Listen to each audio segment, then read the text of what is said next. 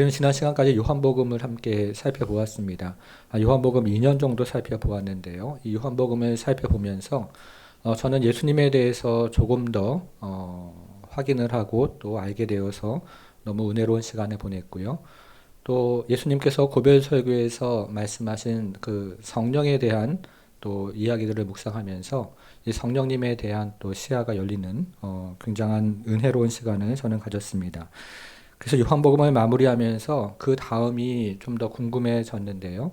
이 성령의 충만함을 받은 성도와 교회의 모습이 더욱 궁금해졌습니다. 물론 저와 여러분들이 사도행전을 처음 읽는 것은 아니지만 다시 한번 요한복음과 이어서 그 맥락 가운데 읽으면 더 풍성한 은혜와 또 이 시대 가운데 필요한 말씀들을 함께 나눌 수 있다는 생각이 들었습니다. 그래서 오늘부터 우리는 요한복음 말씀을 함께 살펴보겠습니다. 먼저 사도행전 말씀을 함께 살펴보겠습니다. 요한복음이 지금 입에 배가지고요. 네. 먼저 사도행전의 서문에 해당하는 1절과 2절을 보겠습니다. 1절과 2절 우리 같이 다시 한번 좀 읽어볼게요. 시작. 데오빌로여 내가 먼저 쓴 글에는 무릇 예수께서 행하시며 가르치시기를 시작하신부터 그가 택하신 사도들에게 성령으로 명하시고 승천하신 날까지의 일을 기록하였노라. 사도행전의 저자는 누가인데요. 누가는 두 권의 책을 썼습니다. 하나는 누가복음이고 다른 하나는 사도행전이죠. 누가복음 1장 1절부터 4절은 누가복음과 사도행전 전체 서문에 대해서 이야기하고 있고 우리가 지금 읽은 사도행전 1장 1절 2절은 2차 서문에 대한 이야기인데요. 이 서문에는 세 가지 정보가 들어 있습니다. 첫째로 여기에는 수신자에 대한 정보가 있는데요. 이 사도행전을 받는 사람이 누구라고 되어 있습니까? 데오빌로라고 되어 있죠. 누가복음의 수신자와 사도행전의 수신자가 모두 데오빌로인데요. 누가복음에는 데오빌로를 각하라고 이야기하고 있기 때문에 이 사람은 그 사회에서 굉장히 유명한 저명 인사였을 것입니다. 이와 같이 유명한 저명 인사가 예수를 믿게 되었고 그래서 누가는 지금 이 사람의 신앙을 돕기 위해서 누가복음을 먼저 썼고 그런 다음에 사도행전을 기록을 하고 있습니다.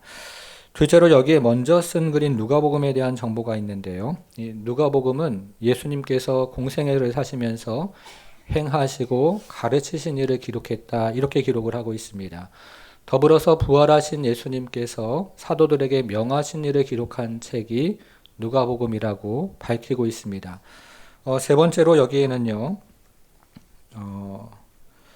사도행전의 기록 목적이 암시가 되어 있습니다. 여러분 2절을 다시 한번 좀 보시겠습니다. 2절에 보면 부활하신 예수님께서 사도들에게 명하셨다고 되어 있는데요. 무엇으로 명하셨다고 되어 있습니까? 성령으로 명하셨다 이렇게 되어 있죠. 그런데 우리가 누가복음을 읽어보면 예수님이 사도들에게 성령으로 명하시는 내용이 나오지가 않습니다. 예수님이 부활하신 이후에도 사도들에게 성령으로 명하시지 않고 직접 말씀하시는 장면들이 나오죠. 예수님께서 부활하신 다음에 사도들에게 예루살렘을 떠나지 말고 이곳에 머물러 있으라 이렇게 눈으로 그들을 보면서 직접 명하십니다.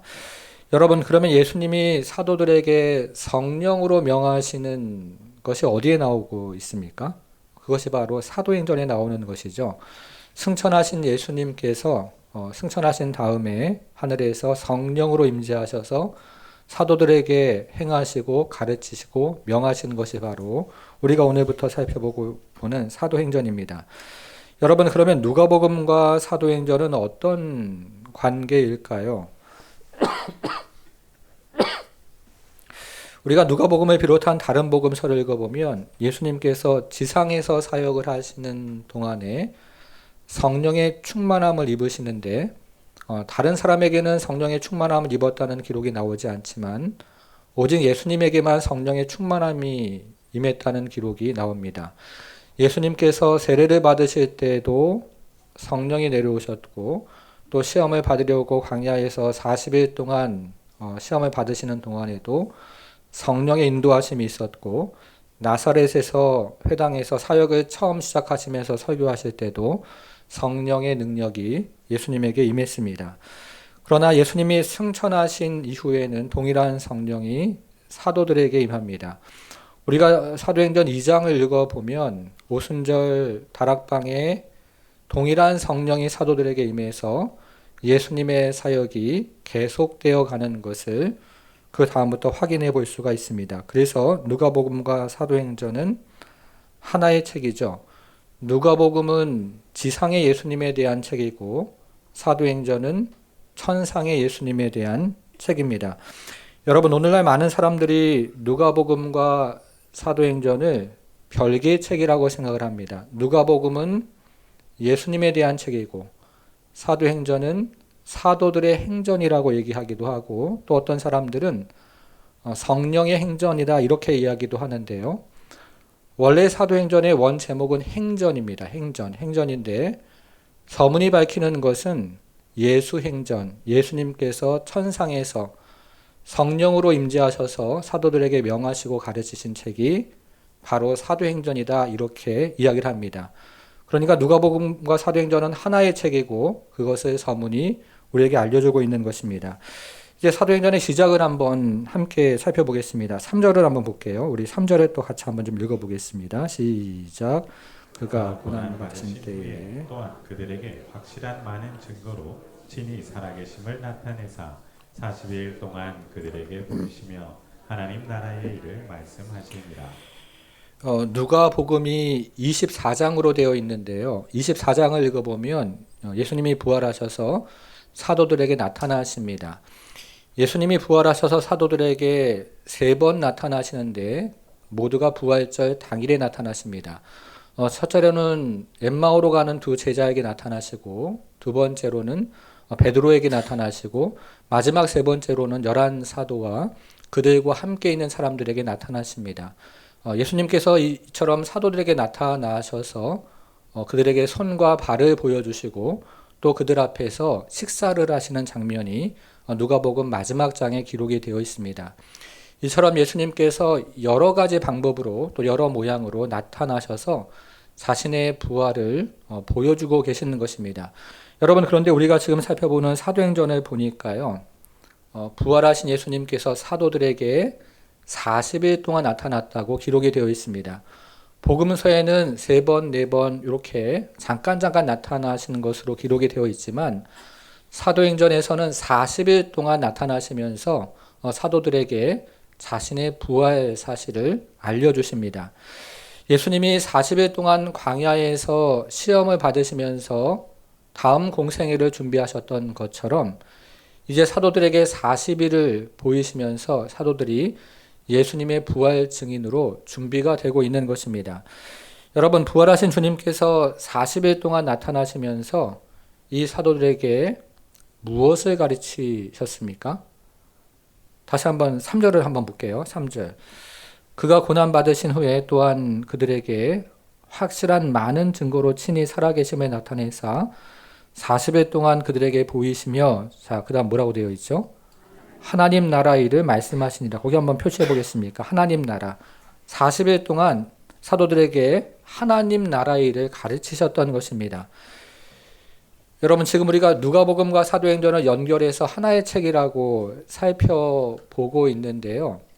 이 누가복음의 주제는 무엇인지 기억을 하십니까? 우리 화면을 가지고 한번 확인해 보겠습니다. 4장 43절인데요. 누가복음 4장 43절. 예수께서 이르시되 내가 다른 동네들에서도 하나님의 나라 복음을 전하여야 하리니 나는 이를 위해서 보내심을 받았노라. 우리 주님이 이 땅에 오신 목적이 여기 기록이 되어 있는데요. 그것은 하나님 나라의 복음을 전하기 위해서 이 땅에 오셨다. 이렇게 기록을 하고 있습니다. 누가복음의 주제는 바로 하나님의 나라인 것이죠. 그런데 예수님께서 부활하신 다음에 다시 한번 하나님의 나라에 대해서 말씀을 40일 동안 하고 계십니다. 그분께서 공생애를 사실 때도 하나님 나라에 대해서 말씀하셨는데 부활하신 이후에도 40일 동안이나 하나님 나라 일을 사도들에게 가르치셨던 것입니다. 여러분, 우리가 교회를 다니면서 자주 듣는 주제 중에 하나가 하나님의 나라죠. 그런데 오늘날의 많은 교인들이 오해하는 주제 중에 하나도 하나님의 나라입니다. 우리는 하나님의 나라라는 말을 들으면 우리 마음이 편안해지고 그리고 죽어서 가는 천국이라고 보통 생각을 합니다. 그러나 하나님의 나라는 죽어서 가는 천국이 아니라 이미 이 땅에서 시작이 되었죠. 그래서 하나님의 나라가 임했다, 시작되었다라고 할 때 영어 성경은 취임하다 이런 단어를 사용하는데요. 마치 한 나라의 대통령이 취임을 하면 이제 직무가 막 시작이 된 것처럼 만왕의 왕이신 예수께서 이 땅에 오셔서 하나님의 나라가 시작이 되었다고 이야기를 하는 것입니다. 우리가 이것을 알면서도 자주 잊어버립니다. 그래서 아는 것과 삶이 분리가 되는 경우가 있습니다. 누가복음 17장을 보면 예수님과 바리새인 사이에 대화가 나옵니다. 이런 광장에서 바리새인들이 예수님을 삥 둘러싸면서 하나님 나라가 언제 옵니까? 이렇게 질문을 했습니다. 이때 예수님께서 말씀하시기를 하나님의 나라는 눈으로 보이는 나라가 아니고 여기 있다 저기 있다 그렇게 하지 못하는 나라인데 하나님 나라가 너희 안에 있다 이렇게 말씀을 하십니다. 이때 예수님께서 말씀하신 너희 안에 있다라는 헬라 말은 일반적으로 사용하지 않는 엔토스라는 전치사입니다. 이것은 예수님께서 바리새인들에게 바리새인 마음 안에 있다 이렇게 말씀하신 것이 아니었습니다. 지금 바리새인들이 예수님을 뺑 둘러싸고 있는데요. 그 둘러싼 그 안에 그 가운데 계셨던 예수님 자신을 가리켜서 말씀하신 것이었습니다. 너희는 하나님의 나라가 여기저기 있다고 하나님의 나라를 찾고 있는데 사실 너희가 찾고 있는 하나님의 나라는 바로 나다라고 말씀을 하셨던 것입니다. 예수님이 이 땅에 오심으로 천국이 시작이 된 것입니다. 그래서 예수님이 가는 곳마다 어떤 일들이 일어나죠. 귀신들이 쫓겨나갑니다. 병자들의 병이 고침을 받습니다. 그리고 죄인들의 죄가 사함을 받습니다. 우리가 복음서를 읽어보면 귀신이 쫓겨나고 병자들의 병이 치유를 받고 그리고 죄인들의 죄가 사함받는 그런 장면들이 곳곳에서 벌어지는데요. 예수님의 오심으로 말미암아 하나님의 나라가 시작이 되었다는 것을 보여주는 것입니다. 여러분, 그런데 부활하신 예수님이 40일 동안 제자들에게 가르치셨던 것이 무엇이라고 했습니까? 하나님의 나라라고 했죠. 예수님께서 부활하신 다음에 승천하기 전까지 40일 동안 다시 나타나셔서 하나님의 나라의 복음을 가르치십니다. 저는 대학교 2학년 때 하나님 나라에 대한 설교를 처음 들었는데요. 이 설교가 저에게 굉장히 많은 영향을 주었습니다. 그리고 그 이후로 이 하나님 나라의 설교나 강의를 자주 듣게 되었는데요. 그러면서 한 가지 말씀이 잘 이해가 되지 않는 말씀이 있었습니다. 마가복음 1장 15절 말씀인데요. 화면에서 나오는 것처럼 이렇게 되어 있습니다. 이르시되 때가 찼고 하나님 나라가 뭐라고 되어 있죠? 가까이 왔으니 회개하고 복음을 믿으라.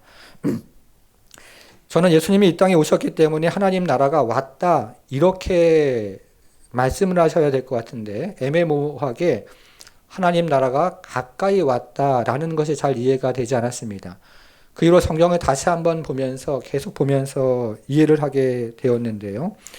예수님의 십자가 죽으심과 부활하심으로 하나님 나라의 시작이 완전히 시작되었기 때문에 예수님이 사역하실 때에는 하나님의 나라가 가까이 왔다, 아주 가까이 임했다, 임박했다라고 표현을 하셨던 것입니다. 예수님이 사역을 시작할 때는 하나님의 나라가 동이 터오는 것이었고 예수님의 죽으심과 부활로 이 하나님의 나라가 완전히 시작이 되었던 것이죠. 여러분, 그래서 부활하신 예수님이 40일 동안의 사도들에게 나타나서 하나님 나라에 대해서 이렇게 말씀을 하신 것입니다. 사도들아, 이제 하나님 나라가 본격적으로 시작될 거란다. 앞으로 너희는 더 크고 놀라운 하나님의 나라를 보게 될 것이다. 내가 이전에 나를 믿는 자는 나와 같은 일을 하고 그보다 더 큰 일을 할 것이라고 이야기했는데 이제 너희는 나와 같은 일을 할 것이고 내가 한 일보다 더 큰 일을 하는 것을 눈으로 보게 될 거야 라고 말씀을 하시는 것이죠. 사도들을 통해 하나님의 나라가 왕성하게 임할 것이라고 우리 주님께서 알려주셨던 것입니다. 그리고 그 후에 이 하나님의 나라의 일이 우리 주님의 말씀대로 역사하고 진행이 되었는데 그것을 기록한 책이 바로 우리가 오늘부터 살펴보는 사도행전입니다. 여러분, 하나님의 나라가 임하면 어떤 일이 일어날까요? 우리 성경을 앞으로 좀 넘겨서 확인을 해보겠습니다. 누가복음 4장으로 한번 가볼게요. 누가복음 4장 18절부터 21절까지를 보겠습니다. 누가복음 4장 18절부터 21절까지. 자, 찾으셨습니까? 네, 같이 한번 읽어볼게요. 18절 시작. 주의 성령이 내게 임하셨으니 이는 가난한 자에게 복음을 전하게 하시려고 내게 기름을 부으시고 나를 보내사 포로된 자에게 자유를 눈먼 자에게 다시 보게 함을 전파하며 눌린 자를 자유롭게 하고 주의 은혜를 전파하게 하려 하심이라 하였더라. 책을 덮어 그 맡은 자에게 주시고 앉으시니 회당에 있는 자들이 다 주목하여 보더라. 이에 예수께서 그들에게 말씀하시되 이 글이 오늘 너희 귀에 응하였느니라 하시니. 자, 21절 다시 한번 볼게요. 마지막 절. 이에 예수께서 그들에게 말씀하시되 이 글이 오늘 너희 귀에 뭐라고 되어 있습니까? 응하였느니라. 예수님은 이제 공생애를 시작하시면서 유대인의 회당을 방문하십니다. 유대인 회당을 방문하셔서 설교를 하시는데요. 그 설교의 주제는 하나님의 나라였습니다. 예수님께서 회당에서 이제 이런 강대상 앞으로 나오셔서 이사야서를 펼치셨는데 그 본문은 이사야 61장 1절과 2절 말씀이었습니다. 이사야 61장 1절 2절 말씀은 이사야가 예언한 메시아가 오면 이제 하나님 나라가 어떻게 시작될지를 기록하고 있는 그 본문이었습니다. 예수님께서 그 본문을 다 읽으시고 이것이 이제 너희 앞에 응하였다라고 말씀을 하십니다. 이사야가 예고한 그 메시아가 자신이고 그 메시아로부터 시작된 하나님의 나라가 시작되었다고 선포를 하신 것입니다. 여러분, 하나님의 나라가 임할 때 어떤 일이 벌어질까요? 우리가 읽은 말씀을 가지고 몇 가지로 정리를 한번 해보겠습니다. 첫째로, 가난한 자에게 복음이 전해집니다. 여기서 말하는 가난한 자는 단지 경제적으로 가난한 자를 말하는 것이 아니고 하나님이 없어서 가난한 자들을 의미하는 것입니다. 여러분, 이것이 사도행전에서 어떻게 펼쳐지고 있습니까? 하나님이 없어서 가난한 자들 가운데 복음이 전해집니다. 이것이 사도행전의 가장 중요한 주제 중에 하나이죠. 둘째로, 하나님의 나라가 임하면 포로된 자들이 자유를 경험한다고 했습니다. 이것은 자신의 땅에서 쫓겨나 포로 생활을 하던 자들이 다시 자신의 땅으로 돌아와서 공동체를 이룬다는 뜻입니다. 여러분, 이것이 사도행전에서는 어떻게 일어나고 있습니까? 우리가 사도행전을 읽어보면 새로운 공동체, 메시아 공동체가 계속 회복이 되어 갑니다. 예루살렘에서 공동체가 회복되고 안디옥에서 공동체가 회복이 됩니다. 사도 바울이 전도 여행을 하면서 계속해서 가는 곳마다 새로운 교회 공동체가 생겨나는 것을 보게 되는 것이죠. 세 번째로, 하나님의 나라가 임하면 눈먼 자들이 눈을 뜬다고 우리 주님 말씀을 하십니다. 여기서 말하는 눈먼 자는 단지 육체적으로 눈먼 자들만을 의미하는 것이 아니고 인생의 본질과 세상의 본질에 대해서 바로 보지 못하는 자들의 시야가 열린다는 의미를 가지고 있습니다. 사도행전에서 계속 복음이 전해질 때마다 이런 일이 일어나는데요. 누가복음 19장을 보면 에베소 교회에 부흥이 일어납니다. 이 부흥을 경험한 마술사들이 자신들의 가지고 있었던 생계를 꾸려가고 있던 그 마술책을 모두 가지고 나와서 불사르는 일이 벌어지고 있죠. 거짓된 것들을 섬기다가 새로운 시야가 열리니까 자신들이 가지고 있었던 그것들을 불태우고 이제 주님을 따라가는 제자들이 되는 것입니다. 그리고 마지막으로, 하나님의 나라가 임할 때 눌린 자들을 자유케 한다고 했습니다. 우리가 사도행전을 읽어보면 하나님을 따르는 사람들이 감옥에 들어가는 사건들이 많이 나옵니다. 여러분, 그런데 감옥에 들어갈 때 감옥문이 열리는 기적들도 동시에 벌어지는 것들을 보게 됩니다. 이처럼 복음이 전해지는 곳마다, 복음을 받는 사람마다 세상의 감옥 그리고 마귀의 감옥에서 풀려나는 역사들을 경험하는 것이죠. 여러분, 이 같은 하나님의 나라가 우리가 오늘부터 살펴보는 이 사도행전에 본격적으로 나타나고 있습니다. 예수님께서 오심으로 하나님의 나라가 시작이 되었는데 이제 사도행전 한 장 한 장을 넘길 때마다 그 하나님의 나라가 이 땅 가운데 어떻게 이루어지고 있는지를 굉장히 풍성하게 기록을 하고 있는 것입니다. 여러분, 우리는 지금 왜 이 시점에서 이 하나님의 나라 그리고 사도행전을 살펴보아야 할까요? 미션이라는 영화가 있죠. 아마 많은 분들이 보셨을 것입니다. 남미에서 선교하던 신부와 과거의 죄를 회개한 한 남자가 원주민들을 지키려다가 권력과 군사력에 희생당하는 이야기죠. 이때 가브리엘 신부는 평화와 그리고 신앙을 가지고 원주민들을 지키려고 했고, 회개한 용병 멘도사는 무력으로라도 이 원주민들을 지키려고 했습니다. 각자 입장에서 자신의 일을 했던 것인데요. 그래서 미션이라는 것은 단순히 활동을 의미하는 것이 아니었습니다. 여러분, 그런데 오늘날의 신학자들은 이 미션이라는 단어와 함께 미션에다가 s를 붙여서 미션스라는 복수의 형태를 함께 사용을 합니다.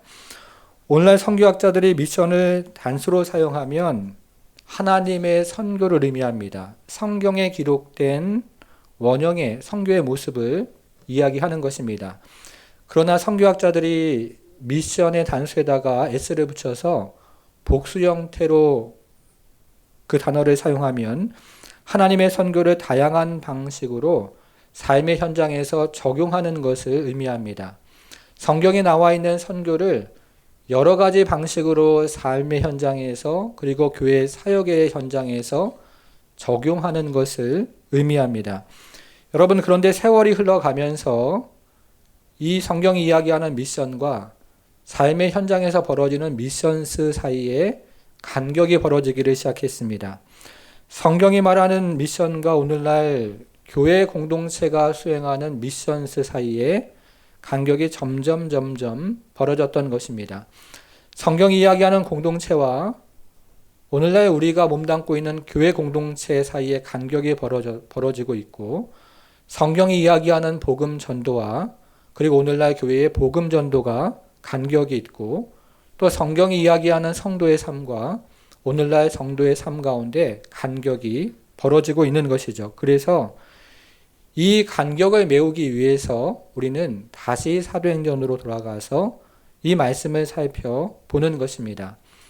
이 벌어진 간격을 다시 메워서 우리가 다시 한번 우리의 인생과 사역 가운데 힘있게 역사하는 하나님의 나라를 경험하기 위해서 우리는 다시 오늘부터 이 사도행전의 말씀을 읽고 묵상하고 또 적용하기를 원하는 것이죠. 우리에게 그런 특권과 또 책임이 있습니다. 여러분, 우리 모두는 정말로 이 땅을 살아가면서 하나님의 나라를 경험하고자 하는 그런 소망이 우리 가운데 있죠. 적어도 이 자리에 계신 분들에게는 하나님의 나라가 나의 인생을 통해서 경험되어지고 앞으로도 남은 인생을 통해서 하나님의 나라가 힘있게 나에게 그리고 공동체에게 또 내가 하는 일과 사역 위에 임하는 것을 소망하며 살아가는 분들입니다. 여러분, 그러면 우리는 하나님의 나라를 회복하기 위해서 무엇을 해야 할까요? 다시 오늘 본문으로 한번 돌아와서요. 우리 4절과 5절을 좀 읽어보겠습니다. 4절과 5절 같이 좀 읽어보겠습니다. 시작. 사도와 함께 모이사 그들에게 분부하여 이르시되 예루살렘을 떠나지 말고 내게서 들은 바 아버지께서 약속하신 것을 기다리라. 요한은 물로 세례를 베풀었으나 너희는 몇 날이 못되어 성령으로 세례를 받으리라 하셨느니라. 자, 4절 보니까 이렇게 시작을 하는데요. 사도와 함께 모이사 이렇게 시작하는데요. 헬라 말은 사도와 함께 식사를 하셨다는 뜻으로 되어 있습니다. 부활하신 예수님이 40일 동안 사도들과 함께 식사를 자주 하셨던 것입니다. 식사를 하시면서 당부하신 것이 있었는데요. 그것은 예루살렘을 떠나지 말고 예루살렘에 머물라는 말씀이었습니다.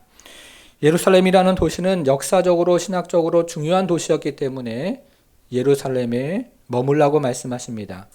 구약에서 하나님이 다윗의 왕조를 통해서 그의 백성들을 통치하시고 그리고 복을 주시는 도시가 예루살렘이고, 이사야 선지자가 하나님의 율법과 그리고 주의 말씀이 나오는 곳이 예루살렘이라고 예언했기 때문에 우리 주님 제자들에게 예루살렘을 떠나지 말라고 말씀하십니다. 그리고 새로운 언약이 예루살렘으로부터 시작이 되기 때문에 사도들에게 예루살렘을 떠나지 말라고 머물러 있으라고 말씀하십니다. 여러분, 그러면 사도들은 예루살렘에서 머물러 있으면서 무엇을 기다려야 합니까? 성령을 기다려야 하죠. 사도들이 예루살렘에서 기다려야 하는 것은 아버지께서 약속하신 성령을 받아야 하기 때문입니다. 사도들이 예루살렘에 머물러 있어야 하는 것은 우리 주님께서 고별 설교에서 말씀하신 성령을 받아야 하기 때문인 것이죠. 그리고 세례 요한이 약속했던 성령이 예루살렘에 임할 것이기 때문에 그렇습니다. 사도들이 예루살렘에 있어야 하는 분명한 이유가 있었는데 그것은 아버지께서 약속하시고 아들 성자께서 약속하시며 세례 요한이 예고했던 그 성령이 이제 그들에게 임할 것이기 때문이었습니다. 여러분, 왜 사도들은 성령을 기다려야 합니까? 하나님의 나라는 성령으로 임하는 나라이기 때문이죠. 가난한 자들에게 복음이 전해지는 하나님의 나라는 성령으로 임하는 나라입니다. 포로된 자들이 자유케 되는 그 하나님의 나라는 성령으로 임하는 나라입니다. 눈먼 자들이 다시 보게 되어지는 그 하나님의 나라는 성령으로 임하는 나라이고, 눌린 자들이 자유케 되는 그 하나님의 나라는 성령으로 임하는 나라입니다. 여러분, 스가랴 선지자가 무엇이라고 이야기했습니까? 4장 6절인데요. 이는 힘으로 되지 아니하며 능력으로 되지 아니하고 오직 나의 영으로 된다고 말했습니다. 지금 스가랴 선지자가 사용한 힘이라는 히브리 말은 솔로몬이 성전을 건축할 때 동원된 인부들의 힘을 이야기하고 있습니다. 당시에 짐꾼만 7만 명, 돌 다듬는 자가 8만 명, 옮기는 자가 3만 명, 그리고 감독하는 자가 3,300명, 15만 명이 넘는 사람들의 힘이 동원이 되었던 것이죠. 그리고 지금 솔로몬이 이야기하고 있는 힘이라는 단어는 사무엘서와 열왕기서로 가면 군사력을 의미하는 단어로 바뀌게 됩니다.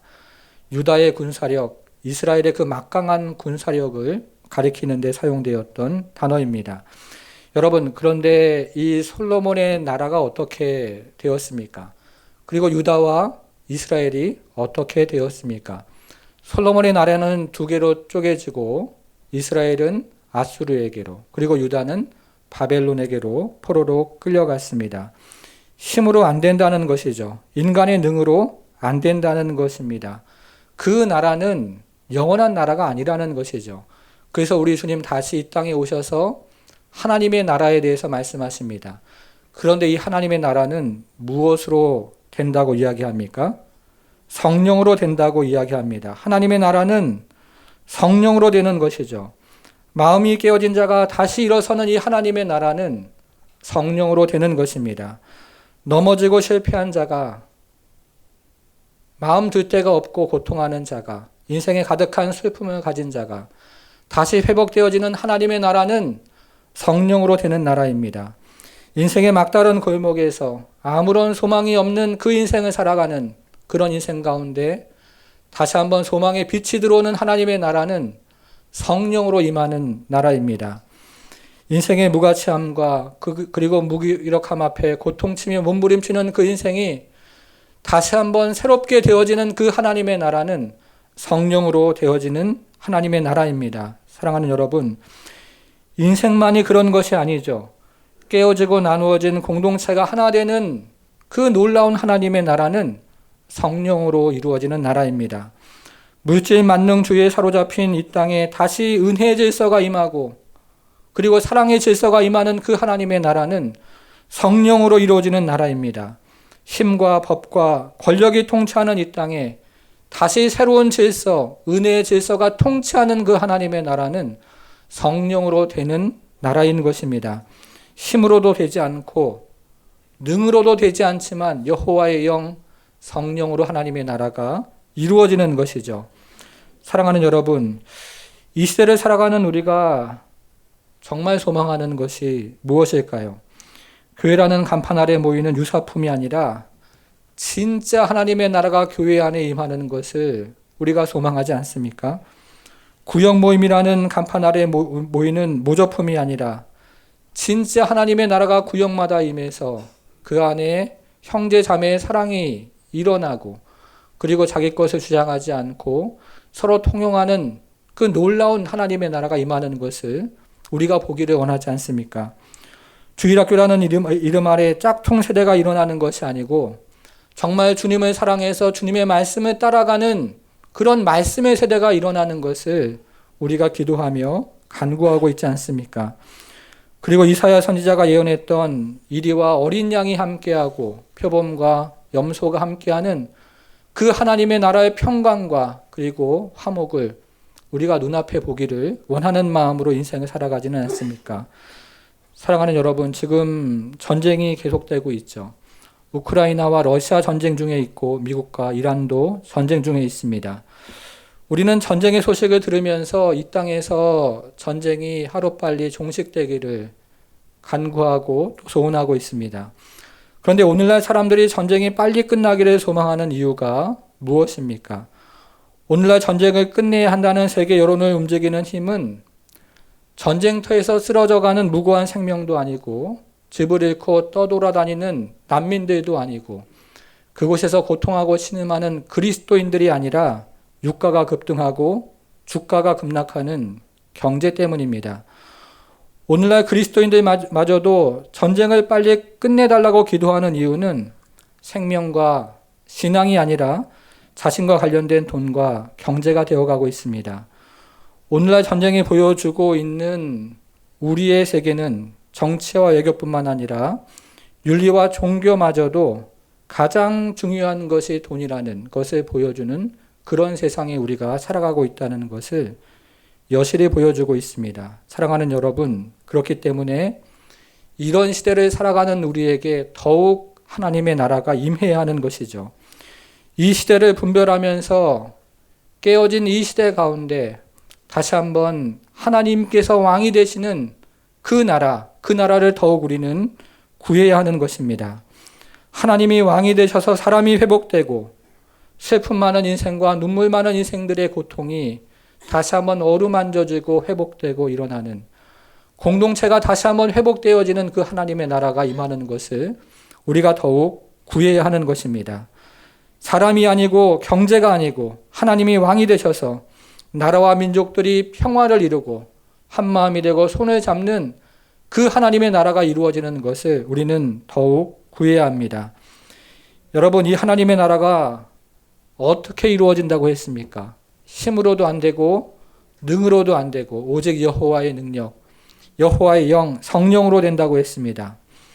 하나님을 추구함이라는 책으로 유명한 에이든 토저 박사가 이런 말을 했습니다.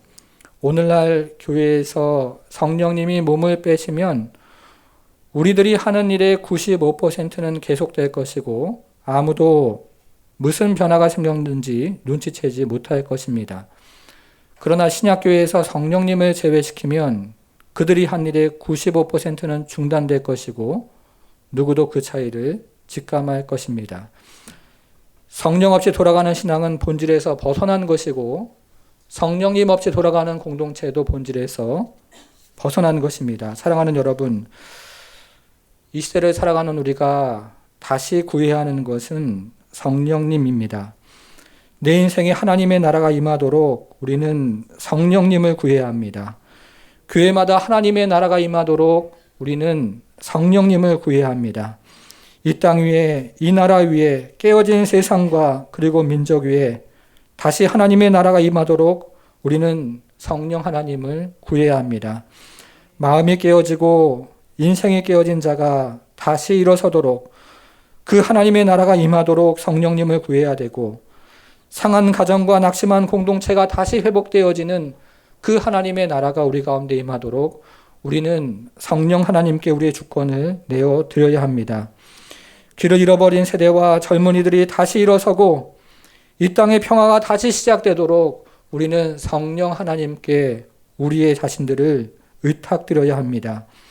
이 땅의 평화가 시작되는 하나님의 나라 임하도록 힘과 군사력이 지배하는 시대가 아니라 은혜의 질서가 통치하는 하나님의 나라가 임하도록 우리는 성령 하나님께 간구하는 성도가 되어야 합니다.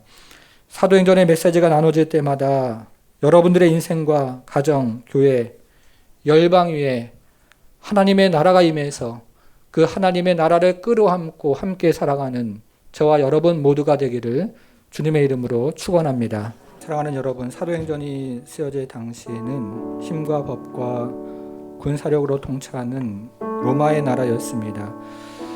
근데 우리 주님 다른 말씀하십니다. 상한 마음, 깨어진 심령, 눈물 짓는 인생들, 갈 바 없어 마음 둘 곳 없는 인생들 가운데 우리 주님 다른 나라가 시작되었다고 말씀하십니다.